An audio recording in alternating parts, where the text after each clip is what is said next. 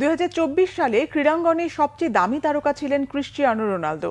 খেলাধুলার আর্থিক বিষয়ের সংবাদ মাধ্যম স্পোর্টিকোর তথ্য মতে গত বছর তার আয় ছিল 260 মিলিয়ন মার্কিন ডলার, যা বাংলাদেশি মুদ্রায় 3151 কোটি টাকা।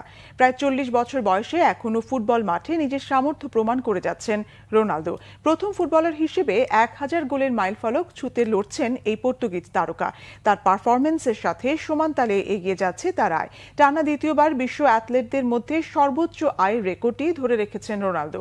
দ্বিতীয় স্থানে আছেন যুক্তরাষ্ট্রের বাস্কেটবল তারকা স্টিফেন কুরি। তার বাৎসরিক আয় 153.8 মিলিয়ন ডলার, যা রোনালদোর চেয়ে 100 মিলিয়ন ডলার কম। 147 মিলিয়ন ডলার আয় নিয়ে তৃতীয় স্থানে আছেন যুক্তরাজ্যের সাবেক বক্সার টাইসন ফুরি। 135 মিলিয়ন ডলার আয় নিয়ে চতুর্থ স্থানে লিওনেল মেসি।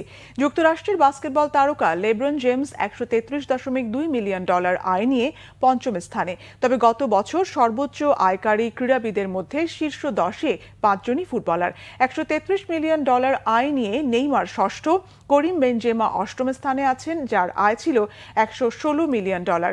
রিয়াল মাদ্রিদ ও ফ্রান্সের goal machine Kylian Mbappe 110 million dollar আয় নিয়ে এই তালিকায় আছেন 9 নম্বরে।